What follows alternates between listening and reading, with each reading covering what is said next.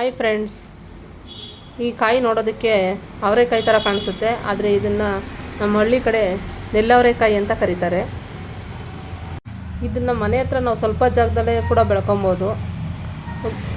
ಈ ಗಿಡ ಸ್ವಲ್ಪ ದೊಡ್ಡದಾದ ಮೇಲೆ ಒಂಚೂರು ಚಿಕ್ಕದಾಗಿ ಚಪ್ಪರ ಹಾಕ್ಬಿಟ್ರೆ ಆ ಚಪ್ರದ ಮೇಲೆಲ್ಲ ಹತ್ಕೊಳ್ಳುತ್ತೆ. ಆಮೇಲೆ ಈ ಥರ ಎಲ್ಲ ಬಳ್ಳಿ ಥರ ಬಿಟ್ಟು ಕಾಯಿ ಬಿಡುತ್ತೆ.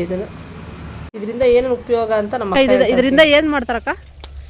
ಇದು ಉಪ್ಸಾರು ಮಾಡ್ತಾರೆ, ಬಸ್ಸಾರು ಮಾಡ್ತಾರೆ, ಪಲ್ಯ ಮಾಡ್ತಾರೆ.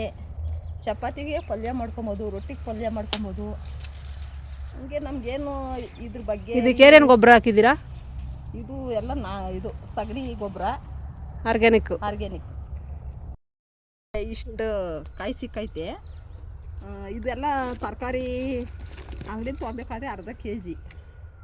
ಅದೇ ನಾವು ತೋಟದಲ್ಲಿ ನಮ್ಮ ಮನೆ ಹತ್ರ ಬೆಳ್ಕೊಂಡ್ರೆ ಒಂದು ಟೈಮ್ ಸಾರಿಗೆ ಸಾಕಾಗುತ್ತೆ. ನೋಡಿ, ನೀವು ಬೆಳ್ಕೊಳ್ರಿ ಈ ಥರ. ಗೊಬ್ಬರ ಏನೂ ಹಾಕಿಲ್ಲ ತಾನೇ ಇವಕ್ಕೆಲ್ಲ? ಏನಿಲ್ಲ, ಸ್ವಲ್ಪ ಹಸಿನ ಗೊಬ್ಬರ ಅಷ್ಟೇ, ನ್ಯಾಚುರಲ್ ಆಗಿ ಬೆಳೆದಿರೋಂಥದ್ದು. ನೋಡಿದ್ರ ಫ್ರೆಂಡ್, ನೀವು ಮನೆ ಹತ್ರ ಒಂದು ಸಣ್ಣ ಪುಟ್ಟ ತರಕಾರಿ ಹಾಕ್ಕೊಂಡು ನಾವೇ ಬೆಳ್ಕೊಂಡು ಫ್ರೆಶ್ ಆಗಿ ತಿನ್ಬೋದು ಅಲ್ವಾ?